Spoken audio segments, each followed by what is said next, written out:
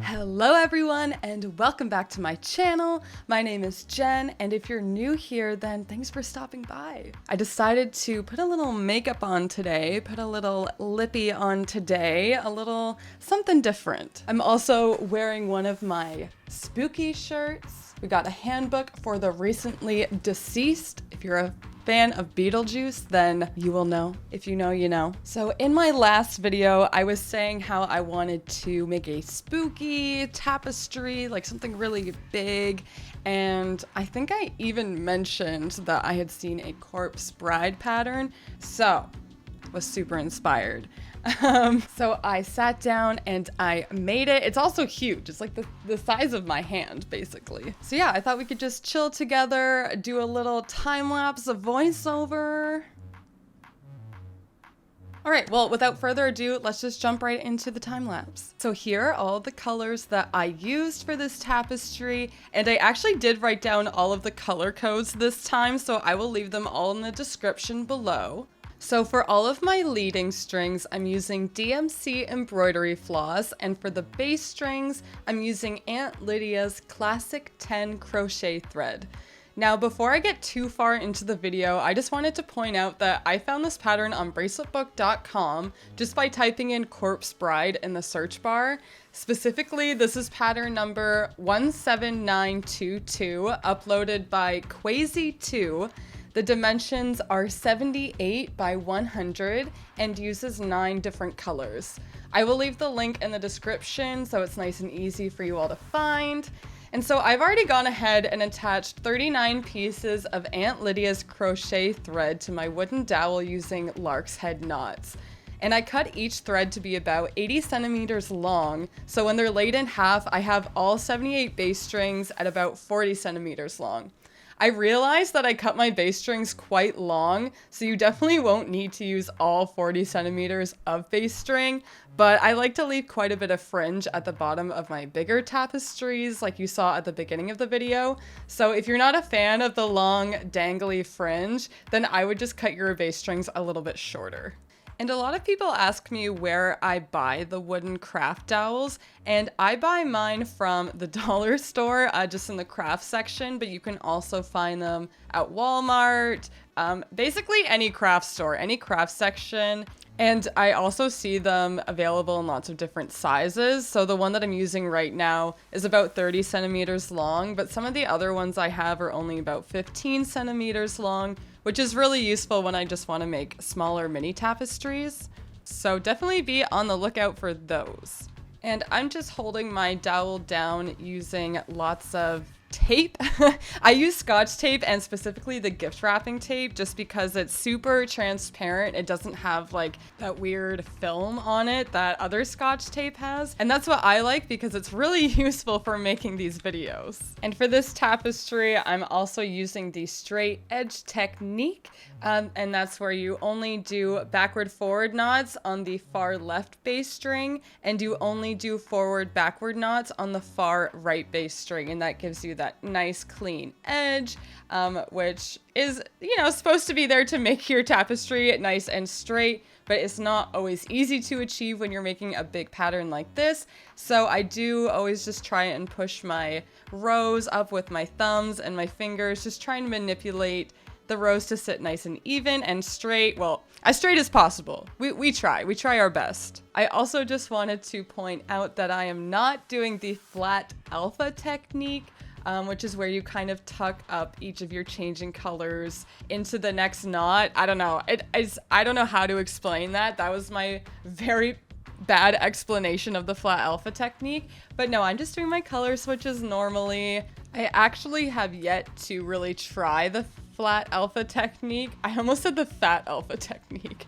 But no, I still haven't tried it yet, but I do still really want to, and I do want to make that a YouTube video. So if you guys would be interested in seeing me sit down and try the flat alpha technique for the first time, then I will gladly record the process for you because it might be a struggle. I really don't know. I also just want to point out that I know the pattern looks quite crooked in the video at the moment. I'm not gonna lie, but it's all kind of the angle that the camera's on right now, because in order for my camera to actually stay up and not fall over, it kind of has to be on this weird upward slant, and it kind of makes the tapestry look a little warped. Also, the reflection from the light on the tape doesn't really help the situation.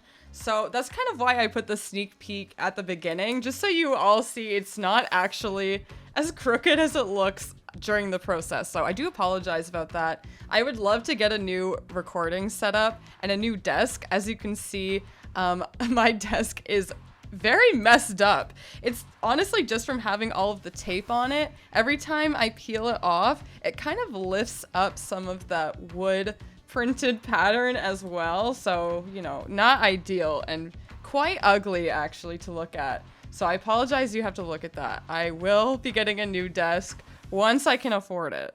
But yeah, word of warning, if you're going to be using Scotch tape on your desk, you might be destroying it in the process. So just be careful. I don't want you like ruining your furniture. So at this point, I'm about halfway through the pattern, and I didn't keep track of how long it really took me to make.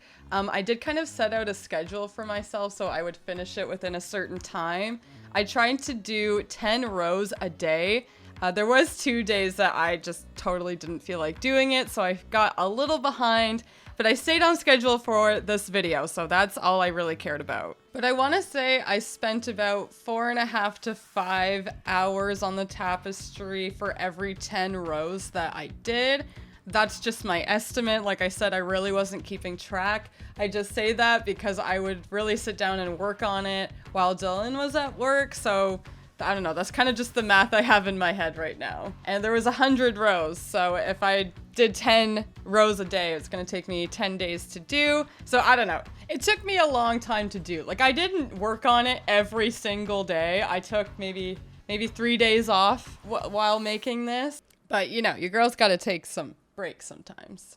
So I did just want to get into who this actually is a little bit before the time lapse was over. So if you don't know who this is our beautiful corpse bride herself, Emily. She is one of the main characters in Tim Burton's stop motion movie Corpse Bride, which was released in 2005. Emily was voiced by Helena Bonham Carter and worked along co-star Johnny Depp. Surprise, surprise. So if you've never seen the movie, basically Johnny Depp's character, Victor, is in the middle of this arranged marriage with another woman named Victoria. Victor and Victoria, I know, right? Like, it's crazy. But he gets super nervous during his vows, and he goes to take a walk in the woods to calm his nerves. And as he's walking in the woods, he's practicing his vows over and over again, and he finally nails them, like gets them perfectly while putting the ring on a stick.